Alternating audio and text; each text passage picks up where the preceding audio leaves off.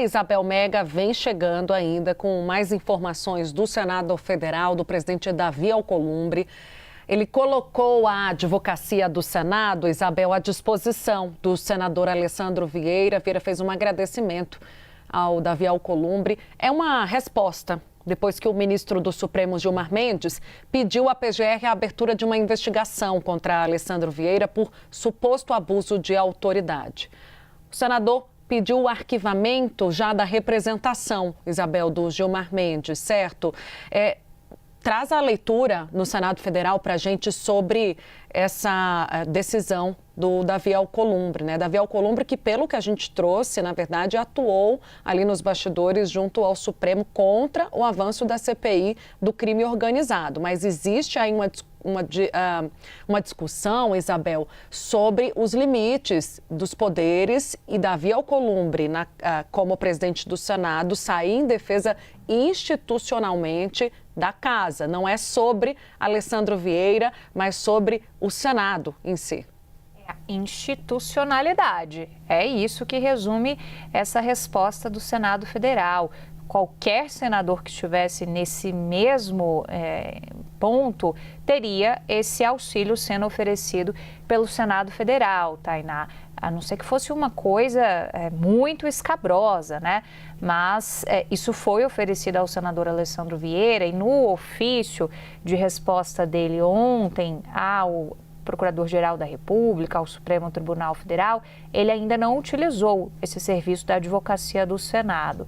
O senador, ele tem uma experiência como delegado, então ele é do meio jurídico também, e ele foi construindo uma resposta que interessa muito aos parlamentares, porque acaba trazendo à tona aquilo que os parlamentares querem ouvir sobre imunidade parlamentar.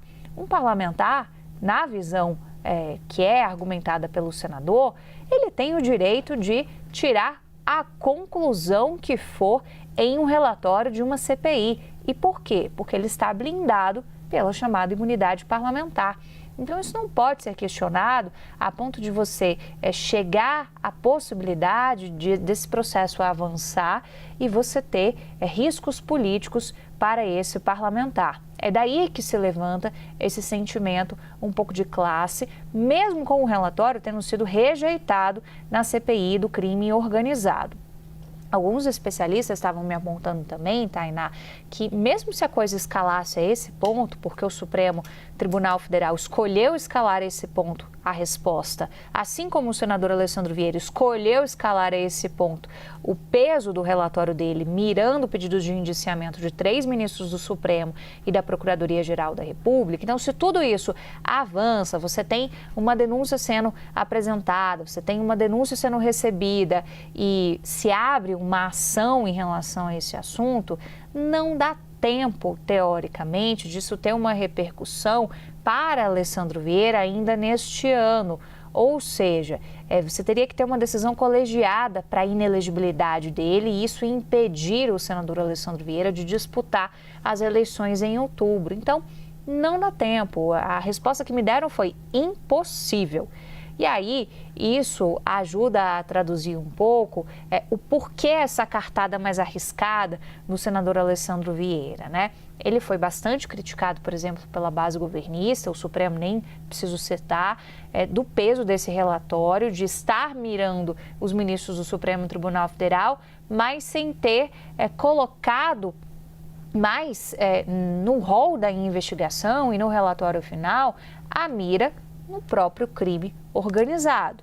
Então, ele fez uma escolha política de mirar o Supremo Tribunal Federal, porque isso, em ano de eleição, convém também com o cenário que ele vai enfrentar ao Senado Federal pelo estado dele, que é Sergipe. Então, isso acabou agitando muito o bastidor da política sergipana também nesses últimos dias, desde a apresentação e rejeição desse relatório, mas, sobretudo, isso levantou esse debate sobre os alcances da imunidade parlamentar, se esses alcances podem ou não ser limitados. Essa é uma discussão que tem de nortear também a argumentação não só do senador Alessandro Vieira, mas eventualmente do Supremo Tribunal Federal, a depender daquilo que a Procuradoria-Geral da República vai definir se vai ou não denunciar o senador, se depois o Supremo vai receber ou não essa denúncia, ou se, digamos assim, este choque inicial com a representação sendo apresentada pelo Supremo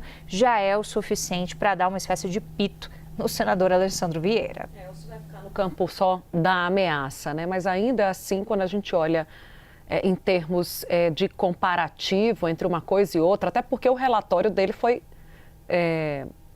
arquivado, né? Não foi aprovado, desculpa, numa manobra conjunta arriscada ali com o governo.